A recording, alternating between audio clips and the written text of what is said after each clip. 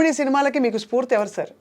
మా స్ఫూర్తి అనేది కాదు కానమ్మా, నేను చిన్నప్పటి నుంచి కూడా నాటకాలు ఆడటం వల్ల కొంచెం జోక్ చేయటం, అందరూ నవ్వటం, అది చిన్నప్పటి నుంచి ఉంది. అది ఇండస్ట్రీకి వచ్చిన తర్వాత నేను ఓపెన్గా చెప్పాలంటే డైరెక్టర్ అవ్వాలని రాలేదమ్మా. నేను డైరెక్టర్ అవ్వాలనుకోలేదు, ఆర్టిస్ట్ అవుదాను అనుకున్నాను. మరి ఎందుకు షిఫ్ట్ అయ్యాను ఇప్పటికీ తెలియని మ్యాటర్ అది. బట్ స్ఫూర్తిగా చెప్పుకోవాలంటే జంధ్యాల గారు, వివి సత్యనారాయణ గారు అమ్మ. ఆ రోజుల్లో సార్ మీరు అన్నట్టు ఒక్కొక్కళ్ళు ఒక్కొక్క కోవ కామెడీ పండించారు. జంధ్యాల గారిది ఒక టైప్ కామెడీ, ఈవీవి గారిది ఒక టైప్ కామెడీ, రేలంగి నరసింహారావు గారిది ఇంకో టైప్ కామెడీ, తమరిది ఇంకో టైప్ కామెడీ.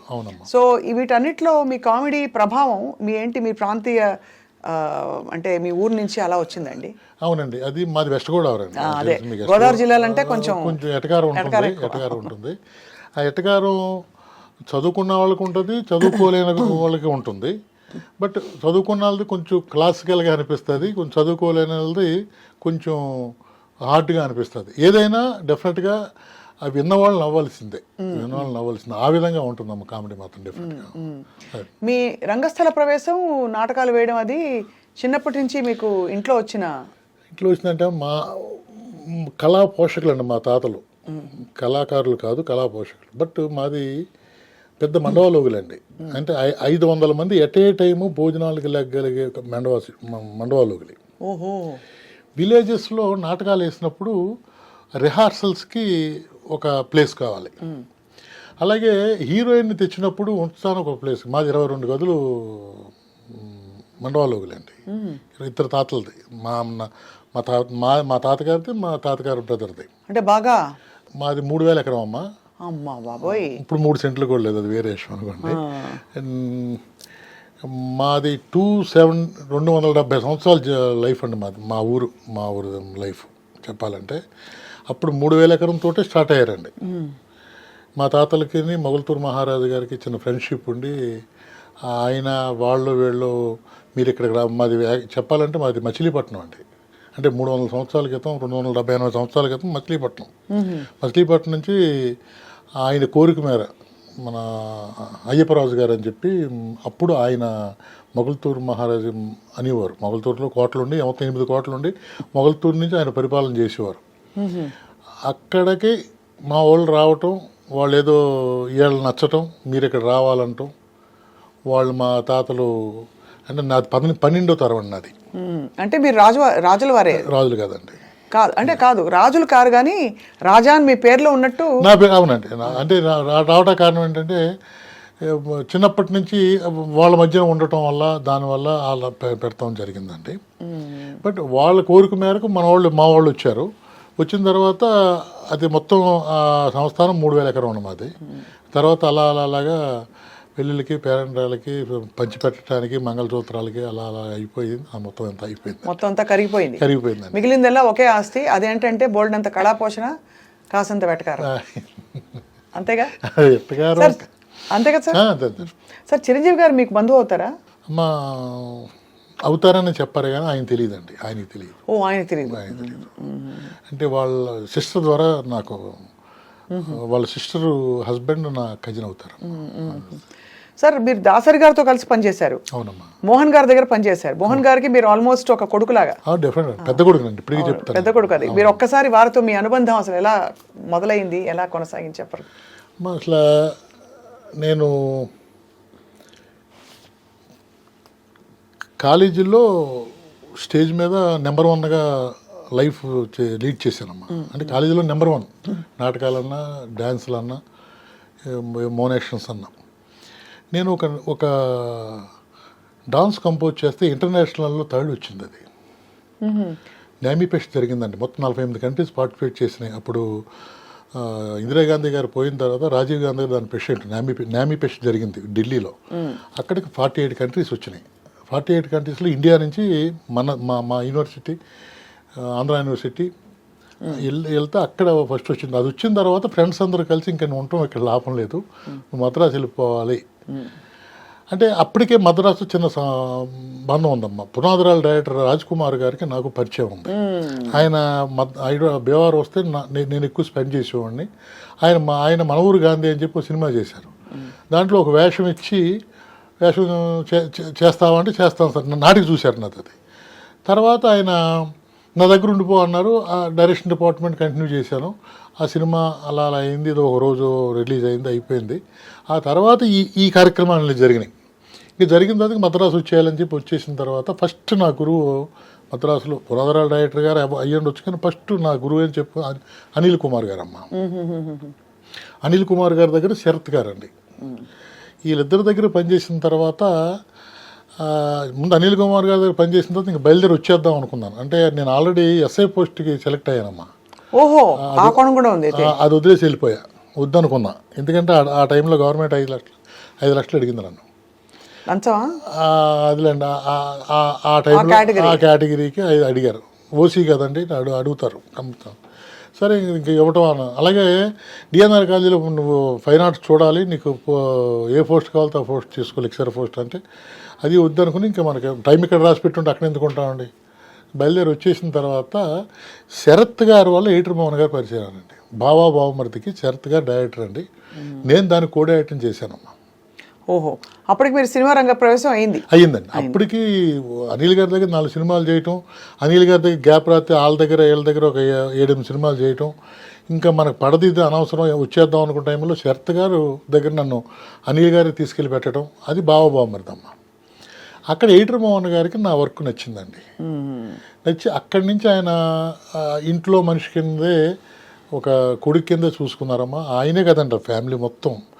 ఆయనకి ముగ్గురు పిల్లలండి, రాజా, రోజా, రవి. అంటే ఇద్దరు మగపిల్లలు. మీకు ముగ్గురు తెలుసు కదా మీకు. ఆ అమ్మాయి ఏమో డాక్టర్, అతను హీరో, డైరెక్టరు.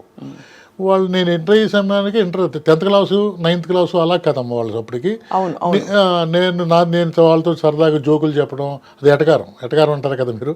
ఇవన్నీ నచ్చి నాతోట అన్న అంటా ఉండేవారు. ఇంకా ఆటోమేటిక్గా వాళ్ళ ఫ్యామిలీ మెంబర్ అయిపోయానమ్మా. మహాతల్లి ఆవిడ కూడా సొంత తల్లి కంటే ఎక్కువ చూసుకునేదండి. ఎవరు, లక్ష్మి గారు, మన మోహన్ గారి భార్య, వీళ్ళు కూడా ఓన్ బ్రదర్లా చూసుకునేవారండి. ఆ విధంగా మా మోహన్ గారికి నాకు రిలేషన్ జరగటం ఇంకా ఎంత గొప్పదంటేనమ్మా. మోహన్ గారు రాజా ఆల్రెడీ డైరెక్షన్ కోర్స్ చేసేసాడు. మోహన్ గారి దగ్గర జరుగుతున్న సినిమాలకి ఆయన అన్నీ అబ్జర్వ్ చేస్తున్నాడు. నువ్వు డైరెక్షన్ చేయమని అడిగితే రాజు అంటే నన్ను రాజు అనేవారండి. రాజు అంతకాలం నుంచి ఉంటున్నాడు, ముందు రాజుకి ఇచ్చి డైరెక్షన్ చేసిన తర్వాత నేను చేస్తానన్నాడు. అంటే అంత మంచి మనసులు అండి వాళ్ళకి. ఫ్యామిలీ అందరూ అటువంటి మనస్తత్వాలేనండి. అప్పుడు ఇంకా మోహన్ గారు నాకు డైరెక్షన్ ఇచ్చి క్షేమంగా లాభంగా నెక్స్ట్ సినిమా తన హనుమాన్ జంక్షన్ డైరెక్షన్ చేశారనమాట.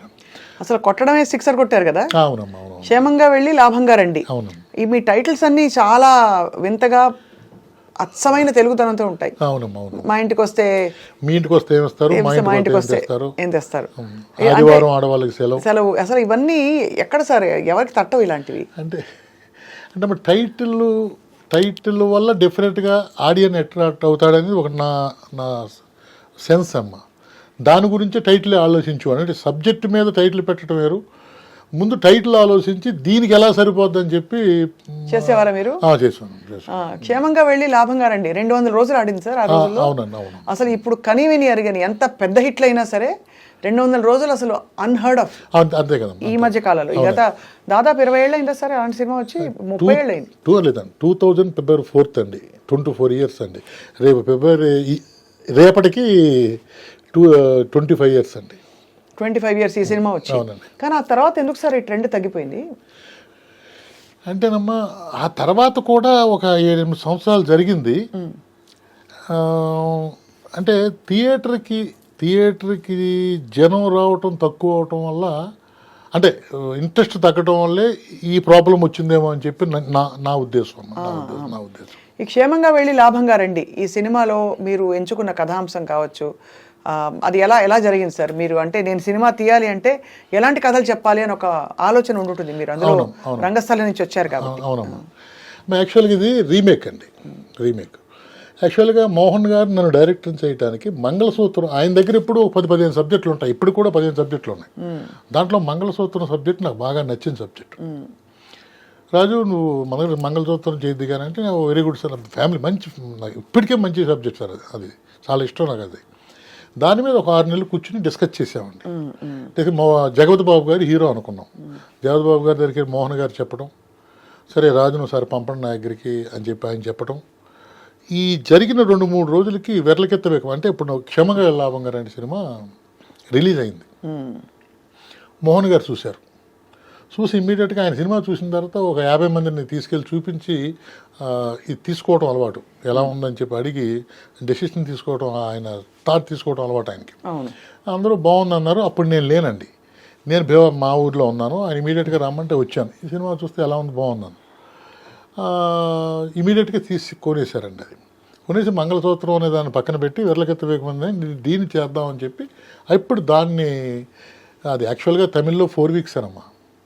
హేటర్ మోహన్ గారు చేసే పెద్ద గొప్ప పని ఏంటంటే అమ్మా, ఈ సినిమా ఎందుకు ఆడలేదు అని దాని మీద రీసెర్చ్ చేసి ఇంతకు ఆడలేదు మనం చేస్తే హిట్ అవుద్ది. మామగారు అదేనండి, బావబామ్మరిది అదే, మీ ఇంటికి వస్తే అది, ఏమండి పెళ్లి చేసుకోండి అదే. ఇలా కొన్ని సినిమాలు ఆయన కథ నచ్చి ఎందుకు ఆడలేదు, వాళ్ళు తప్పు చేశారు, మనం ఆ తప్పుని సరి చేస్తే సినిమా ఆడుతుంది కదా అన్న థాట్లు ఉన్నాం ఆయన. అంటే ఏం తప్పు చేశారని అనుకున్నారు ఆయన? అంటే దీంట్లో కొన్ని ఫ్యామిలీ సీన్స్ ఉన్నాయండి, అవి దాంట్లో రొటీన్ సీన్స్ ఉన్నాయి, దాన్ని ఈయన వెరైటీగా చేశారండి. అది దానివల్ల హిట్ అవుతుందని నమ్మారు. ప్రతి దాన్ని ఆయన డెసిషన్ ఇప్పుడు ఆయన డెసిషన్. కానీ ఇదే క్షేమంగా వెళ్ళి లాభంగా రండి హిందీలో రీమేక్ అయింది కదా సార్? అవునండి. అప్పుడు మీరెందుకు దర్శకత్వం వహించలేదు దానికి? అమ్మ నేను చేసిన నా జీవితంలో చేసిన పెద్ద పొరపాటు అదే. అయ్యో. సినిమా రిలీజ్ అయిన 3వ వారం వచ్చి నన్ను చేయమని అడిగారు. నాకు హిందీ రాదు, చేయనని చెప్పా. హిందీ రావక్కర్లేదు సినిమా కన్నా విషయం అప్పుడు తెలియదు నాకు, తర్వాత తెలిసింది. తర్వాత అది రాఘవేంద్రరావు గారు చేయటం, పద్మలయ వాళ్ళు చేయటం, రాఘవేంద్ర గారు. కానీ నా గొప్పతనం ఏంటంటే ఆ సినిమాని రాఘవేంద్రరావు గారు అక్కడ తీశారు, అక్కడ చూశారు, ఇక్కడ రాజమండ్రిలో చూశారు. చూసిన తర్వాత ఆయన మూర్తి గారితో ఒకసారి కవర్ పంపించారు నాకు. ఇలా మూర్తి వచ్చి డైరెక్టర్ గారు రమ్మంటున్నారంటే వెళ్ళాను. సినిమా చాలా బాగా తీసావా, అటువంటి సినిమా నేను చేయగలను అంటావా అన్నారు. అదే గురువు గారు మీరు చేయకూడదు. లేదు ఇది ఒక రకమైనటువంటి స్కూల్, ఇది ఒక ఫ్లేవర్ ఉంటుంది సార్ మీ సినిమా. ఈ స్కూలు కొంచెం కష్టమైన స్కూలు, నువ్వు చాలా బాగా చేసావు అన్నారు. అన్న తర్వాత 2 సంవత్సరాలకు ఆయనే సినిమా చేసి పద్మాలయాలో షూటింగ్ జరుగుతూ ఉంటే మళ్ళీ మూర్తి ద్వారా ఫోన్ చేసి లంచ్కి పిలిచారండి. లంచ్కి పిలిచి గోవింద అందరూ ఉన్నారు, అందరూ ఉంటే నేను దాని డైరెక్టర్ అని చెప్పి అందరం కలిసి భోజనం చేసాం అనమాట. ఎవరు ఉన్నారు సార్ ఆ రోజు? అది మొత్తం 6 ఆర్టిస్టులు ఉన్నారండి. గోవింద, మన బ్రహ్మానంద గారు చేసిన క్యారెక్టర్ అది, అదే మరాఠీ అమ్మాయి, మొత్తం అందరూ ఉన్నారండి. ఈ 6 ఆర్టిస్టులు ఉన్నారు దాంట్లో.